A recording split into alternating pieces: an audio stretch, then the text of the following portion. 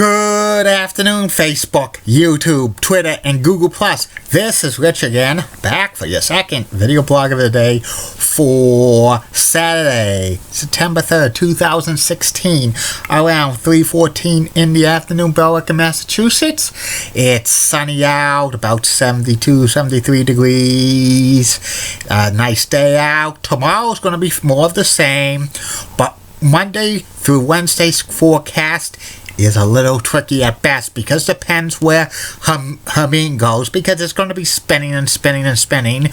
New England is going to be on the northern fringe ridges of it, especially southern New England. Boston south, especially the Cape, the Islands, Rhode Island, and Connecticut are under the gun for heavy rains and wind, tropical storm force wind. We do need the rain, and north of Boston's not supposed to get any, but all subject to change. There's so many spaghetti lines with it, but there's a possibility it could go out to sea and we will not be hit. Some news to report. It's Happy International Baking Day, so hopefully you ate bacon today. I didn't. Also, the Georgia Tech beat Boston College football team by a score of 17-14 in reigning Dublin, Ireland. The BC continues their losing ways in ACC play, and the Atlanta Braves are considering signing Tim Tebow to a minor league contract, and the Minnesota Vikings traded for quarterback Sam Bradford of the Philadelphia Eagles for draft picks. That's about it on the news. My second video blog subject of the day is about a Labor Day tradition that was for over 45 years. The MDA telethon hosted by actor-comedian Jerry Lewis. Jerry Lewis hosted this telethon from 1966 through 2001, and it raised money for MDA, which was muscular dystrophy, which is like a muscle disease that affects kids, and they raised money to hopefully get a cure and control it. And Jerry Lewis has had a long association with MDA, and he actually started hosting an MDA telethon back in 1954 on Channel 5 in New York, which is now Fox 5. And for many years, they would have 4-hour telethons, usually on Thanksgiving holiday season, for like Jerry hosting it. And he decided that the telethon should be on Labor Day weekend. And the first MDA telethon was on Labor Day from September 4th to September 5th, and it was held in New York City. It was on Channel 5, and it raised hundreds and hundreds of $1,000s to fight muscular dystrophy. They did it again in 1967, and it was even more successful. Then they added more stations to it. They had one in Rochester, New York, one in Providence, Rhode Island, which was Channel 6, and one in Boston, which was on Channel 56, and continued to grow.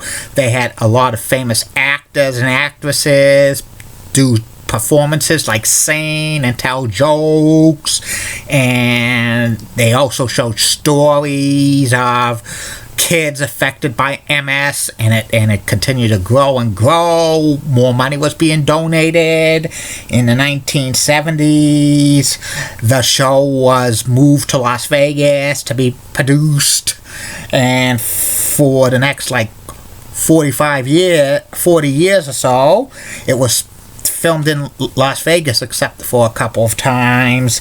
Jerry needed a co-host, and his main co-host for the MDA telethon was Ed McMahon, and also over the years it was Lisa Gibbs and Norm Crosby and Larry King and Jan Caro and Chad Everett and Elaine Boozner, among others.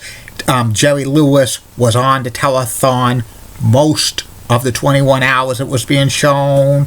In the mid-1970s, the show peaked with 213 stations. They were called the Love Network, and it was actually the fourth biggest network on television. Even it only aired 21 hours a year.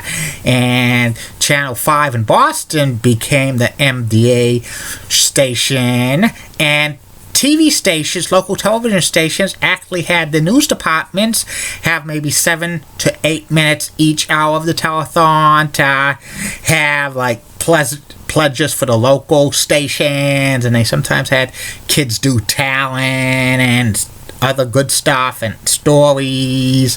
I know Chet Curtis and Natalie Jacobson hosted the WCVB portion of the Jerry Lewis telethon locally. And it was also seen in New England on Channel 6 in Providence, and Channel 9 in Manchester, and Channel 13 in Portland, Maine, and Channel 5 WABI in Bangor. And it was shown on WWOR Channel 9, and it was actually shown on WGN America. And like the Jerry Lewis telethon was continuing to go strong for many, many years, but it started to decline in the 1990s due to a lot of factors. One, many stations were somewhat dropping the MDA telethon or only showing it on the overnight hours during like Labor Day, because some of these were network affiliates. They didn't want to put prime time programming or the morning network programming, so they only showed it overnights. Many of these stations were like actually had sporting programs and on Labor Day, so they didn't want to preempt that. Also, there was a decline of people giving money to the Master District Association. Also, many big name stars weren't even appearing on the MDA telethon in the 1990s. There were big names in the 60s, 70s, and 80s, especially in 1976. Jerry Lewis and Dean Martin reunited because they were such a great comedy team in the late 40s and early 1950s for the first time in like 15 years. That was the biggest ratings. 85 million people watched it. But there was some milestones for the MDA telethon. In 1998, it was first shown live on the internet. And in the 2000s, it eventually got into social media, like with Facebook and YouTube and Twitter.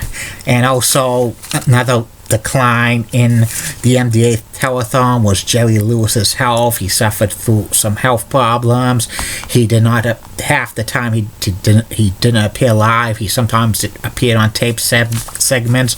A lot of the acts were being taped, and they had problems like for a few years with like the pledging was a little too low due to like hurricanes in 2004 and 2005. And by 2010, Jerry Lewis announced he was stepping down as host of the Jerry Lewis MDA telethon. He said 2011 he was retiring, but he still stayed on as chairman. And 2010 was the last time they had it for 21 and a half hours. Then on like Labor Day weekend 2011, they only had the telethon for 6 hours from 6 p.m. to midnight, and a lot of stations stopped carrying it because they didn't want to preempt their primetime schedule. And the show was reduced even further in 2012 by only having 3 hours, and they were showing it was actually a show of strength. There was no celebrities performing at all. It was just stories about people doing who were like overcoming muscular dystrophy.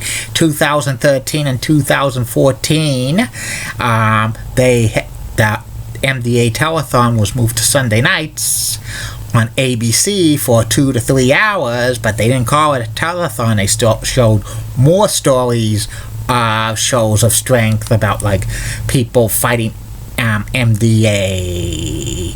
And in May of 2015, MDA decided to end a Labor Day tradition by canceling the MDA telethon, saying the time has passed.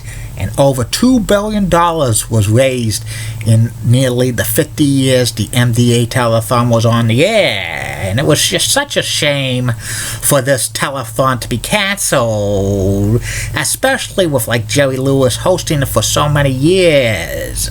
It was a tradition on Labor Day, like a television tradition, like the equivalents of the Macy's Day, Thanksgiving Day Parade, and the New Year and New Year's Eve, like the ball dropping host with Dick Clark. I think the problem with like the MDA telethon was like they lost stations, and I was real surprised that like they couldn't move it to a cable network and do it the same thing. But I think they couldn't find like a host to replace Jerry Lewis. Also, like a lot of big names stopped doing like appearing on the MDA telethon. It's just sad. This is the second year that there's not going to be MDA telethon, and it's just sad. It just breaks my heart to see people not donating money to the MDA through the telethon, and the celebrities and the stories you hear, and also some of the entertainers performing acts, which was pretty good. That's about it on that. I'll be back with the third and final video blog of the night, which will be my personality profile. Tonight's personality profile will be about the late great WWF champion Stan the Man Stasiak from Beaver Creek, Oregon. Keep calm, everybody. I'm a Julie Bunny guy. Molly O's part of WCCO accent has nice legs. Elizabeth, that's so stunning. She's the best. Amy Sweezy's awesome Amy. Linda Church of WPIX Channel 11 New York is Hatchie Coogan's got nice legs. And Bob Gibbs of ABC 11 in Raleigh, North Carolina has a sweet southern accent. Have a good day. Facebook, YouTube, Twitter, and Google+. See you tonight. Bye now.